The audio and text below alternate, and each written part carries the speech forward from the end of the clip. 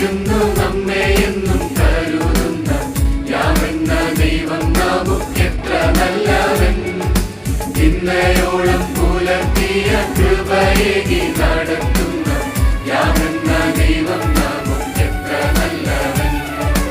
ഇടയനായി കൂട്ടിരുന്നു നമ്മെ എന്നും കരുതുന്ന യാമെന്ന ദൈവം നമുക്കെത്ര നല്ലവൻ.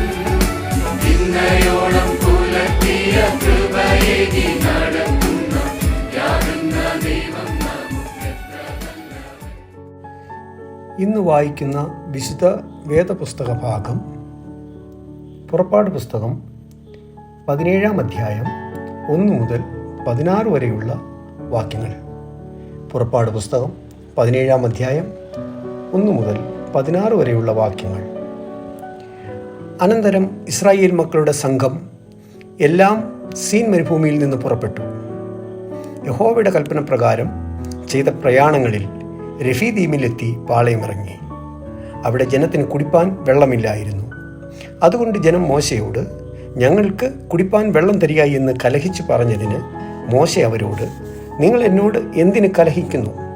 നിങ്ങൾ യഹോവയെ പരീക്ഷിക്കുന്നത് എന്ത് എന്ന് പറഞ്ഞു. ജനത്തിന് അവിടെ വെച്ച് നന്നാ ദാഹിച്ചതുകൊണ്ട് ജനം മോശയുടെ നേരെ പിറുപിറുത്തു. ഞങ്ങളും മക്കളും ഞങ്ങളുടെ മൃഗങ്ങളും ദാഹം കൊണ്ട് ചാകേണ്ടതിന് നീ ഞങ്ങളെ മിസ്രയീമിൽ നിന്ന് കൊണ്ടുവന്നത് എന്തിന് എന്ന് പറഞ്ഞു. മോശെ യഹോവയോട് നിലവിളിച്ചു, ഈ ജനത്തിന് ഞാൻ എന്തു ചെയ്യേണ്ടു? അവർ എന്നെ കല്ലെറിയുവാൻ പോകുന്നുവല്ലോ എന്ന് പറഞ്ഞു.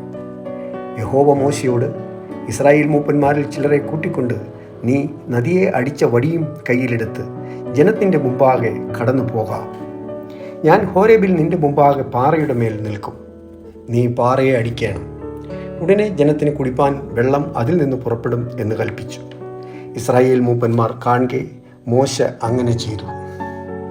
ഇസ്രായേൽ മക്കളുടെ കലഹം നിമിത്തവും യഹോവ ഞങ്ങളുടെ ഇടയിൽ ഉണ്ടോ ഇല്ലയോ എന്ന് അവർ യഹോവയെ പരീക്ഷിക്കുന്ന നിമിത്തവും അവൻ ആ സ്ഥലത്തിന് മസ അഥവാ പരീക്ഷ എന്നും മെരീബ അഥവാ കലഹം എന്നും പേരിട്ടു. രഫീദീമിൽ വെച്ച് അമാലേക്ക് വന്ന് ഇസ്രായേലിനോട് യുദ്ധം ചെയ്തു. അപ്പോൾ മോശെ യോശുവയോട്, നീ ആളുകളെ തിരഞ്ഞെടുത്ത് പുറപ്പെട്ട് അമാലേക്കിനോട് യുദ്ധം ചെയ്യുക. ഞാൻ നാളെ കുന്നിൻ മുകളിൽ ദൈവത്തിൻ്റെ വടി കയ്യിൽ പിടിച്ചും കൊണ്ട് നിൽക്കും എന്ന് പറഞ്ഞു. മോശെ തന്നോട് പറഞ്ഞതുപോലെ യോശുവ ചെയ്തു. അമാലേക്കിനോട് പൊരുതു. എന്നാൽ മോശയും അഹരോനും ഹൂരും കുന്നിൻ മുകളിൽ കയറി. മോശെ കൈ ഉയർത്തിയിരിക്കുമ്പോൾ ഇസ്രായേൽ ജയിക്കും, കൈ താഴ്ത്തിയിരിക്കുമ്പോൾ അമാലേക്ക് ജയിക്കും. എന്നാൽ മോശയുടെ കൈ ഭാരം തോന്നിയപ്പോൾ അവർ ഒരു കല്ലെടുത്തു വെച്ചു. അവൻ അതിന്മേൽ ഇരുന്നു. അഹരോനും ഹൂരും ഒരുത്തൻ ഇപ്പുറത്തും ഒരുത്തൻ അപ്പുറത്തും നിന്ന് അവൻ്റെ കൈ താങ്ങി.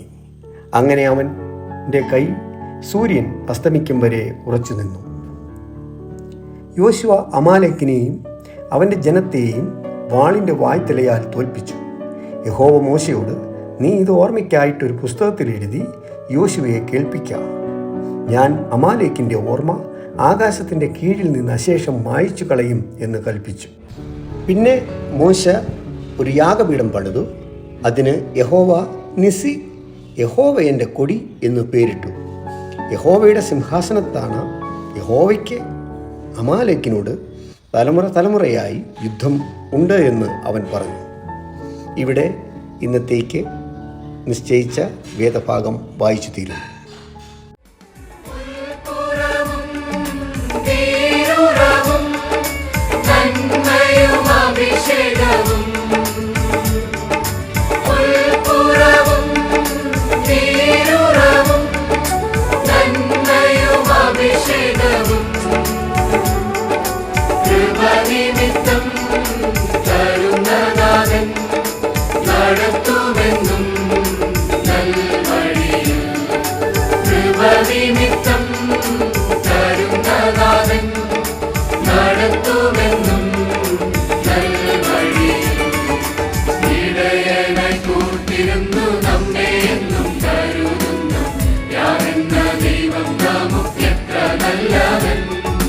ഇന്നയോളം പുലർത്തിയ കൃപയേകി നടത്തുന്ന യാമെന്ന ദൈവം നാമം